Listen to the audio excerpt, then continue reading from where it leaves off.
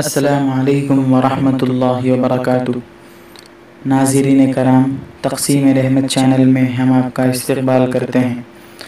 آج ہم آپ کی خدمت میں ایک ایسی آڈیو پیش کریں گے جس کو سن کر یقیناً آپ کا دل کانپ اٹھے گا۔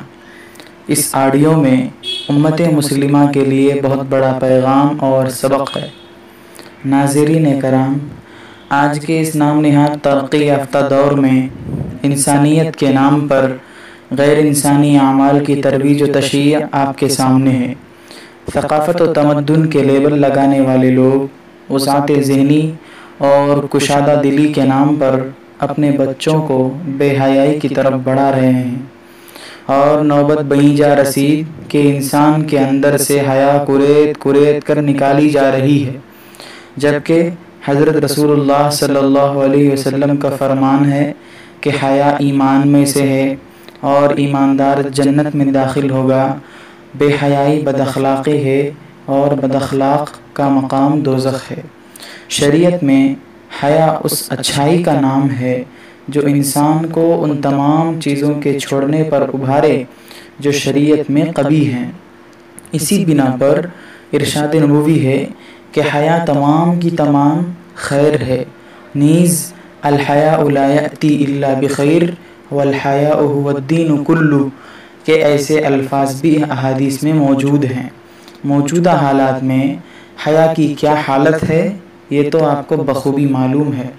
اس سلسلے میں پڑوسی ملک کے ایک عالم دین مولانا سعید اللہ شاہ صاحب کی ایک مختصر مگر اثرخیز آڈیو، جس میں ایک عورت کا عجیب و غریب خواب اور اس کی تعبیر بتائی گئی ہے، سماعت فرمائیں۔ خط آیا پشاور میں، اس نے خواب دیکھا تھا۔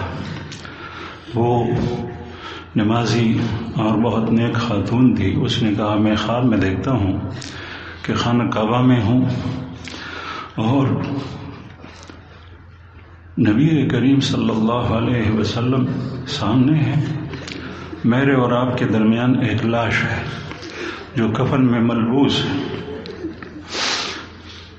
اور مجھے بتایا گیا کہ یہ حضرت عثمان ذو النورین کی لاش ہے۔ مجھے نبی کریم صلی اللہ علیہ وسلم نے فرمایا کہ اس لاش کو میرے ساتھ اٹھاؤ، اس کو جنت البقیع میں دفن کرنے میں لے جاتا ہوں۔ مجھ سے پوچھا اس کی تعبیر کیا ہے؟ میں سوچ میں پڑ گیا۔ اللہ جل شانہ نے اس وقت دل کے اندر یہی ڈالا کہ اس سے مراد حیا ہے، اور حرم شریف سے حیا عورتوں کے ذریعے سے نکل جائے گی۔ دوسرے دن میں نے سنا کہ حرم مکی کے اندر عورتوں کی پولیس جو چست لباس پہنی ہوئی ہے اس کو بنایا ہے۔ خواب کے وقت میں نے نہیں سنا تھا۔ تو ہر طرف سے مسلمان امت مسلمہ کے اوپر حملے، غیرت کے اوپر حملے، حیا کے اوپر حملے، یہ اللہ جل شانہ بھی سنتا ہے۔ اللہ پر گڑ گڑا کر ہم نے نہیں، الحمدللہ رب العالمین، الحمدللہ رب العالمین، الحمدللہ رب العالمین، والعاقبۃ للمتقین، والصلاة والسلام علی سید المرسلین وخاتم النبیین محمد وعلی آلہ واصحابہ اجمعین۔